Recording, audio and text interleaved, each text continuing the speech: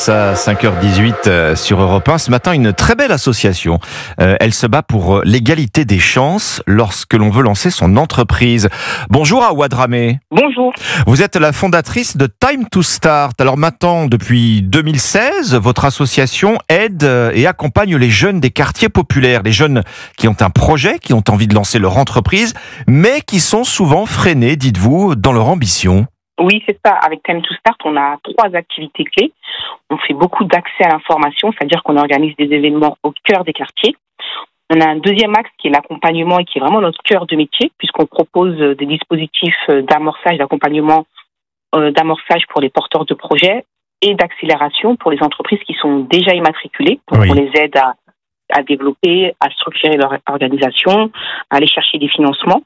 Et on a un troisième axe qui est justement le financement, puisqu'on a développé depuis 2 ans et demi maintenant un fonds en partenariat avec la Fondation Mosaïque RH qui s'appelle le fonds Sens et qui propose des prêts gratuits, sans intérêt, sans obligation de cofinanceur et sans obligation de crédit bancaire. C'est le nerf de la guerre, hein. Pas d'argent, pas de projet. Hein.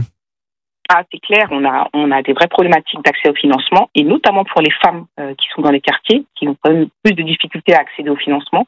Et donc, à travers ce fonds, on facilite l'accès à d'autres financements, parce que l'objectif, c'est quand même de faire effet de levier. C'est-à-dire, pour bien vous suivre, vous dites quand on est une femme, quand on vient d'un quartier populaire, ça veut dire que la réalité d'aujourd'hui, on coche toutes les mauvaises cases. C'est comme ça que ça se passe. C'est un peu ça. En tout cas, on a beaucoup plus de difficultés quand on est une femme issue des quartiers populaires. Il y avait une étude qui avait été réalisée par l'ADI et qui relevait que 30% en moyenne des femmes obtiennent des financements. 30% seulement? Oui, des financements en moins que les hommes. Ah, donc, en moins, oui. Oui, tout à fait. Et donc, c'est quand même un frein qui est assez important. Et parmi cette même étude, 80% des entrepreneurs interrogés disent avoir rencontré un obstacle pour accéder à un prêt bancaire, contre 72% pour les hommes. Donc, on se rend compte qu'il y a une vraie difficulté d'accès au financement pour les femmes. Bon, effectivement, les chiffres parlent d'eux-mêmes. Alors, il faut dire un mot de votre parcours, Awa Dramé. Vous êtes né et vous avez grandi en Seine-Saint-Denis, à Sevran, qui reste, hélas, l'une des villes les plus défavorisées de France. Et puis un jour, alors pas d'un claquement de doigts, vous décrochez le diplôme d'une prestigieuse école de commerce, ESCP Europe.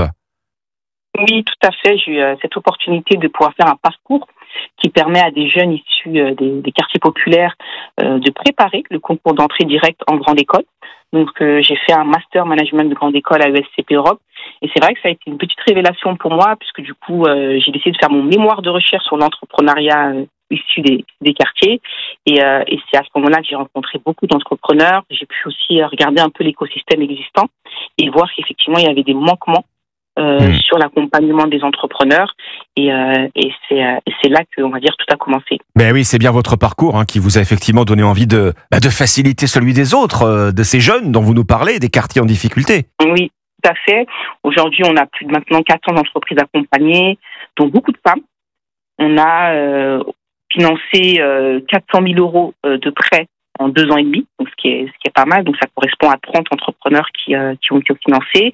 Et chaque année, on sensibilise plus de 3000 personnes dans les quartiers. Donc on continue notre bout de chemin et on en est fiers. Bon, de la présence dans les quartiers sur tout le territoire aujourd'hui ou pas encore? Alors oui, sur tout le territoire, maintenant on a 80% de nos entrepreneurs qui sont en région Île-de-France. Donc on est quand même massivement représentés en région Île-de-France. Mais on a aussi des entrepreneurs sur toutes les régions, avec des promotions qui sont peut-être un peu moins importantes qu'en région Île-de-France.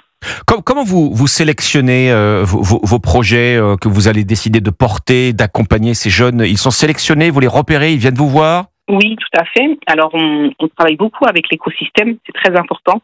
Donc, quand je parle de l'écosystème, c'est vraiment l'écosystème local, donc les associations de proximité, les missions locales, les agences France Travail. Donc, on a des relations privilégiées avec ces différents acteurs, ce qui nous permet déjà d'avoir des candidatures d'entrepreneurs. Et puis, on organise aussi des événements, notamment le Post-on Idée, qui est un concours de pitch qu'on réalise en extérieur au cœur des quartiers.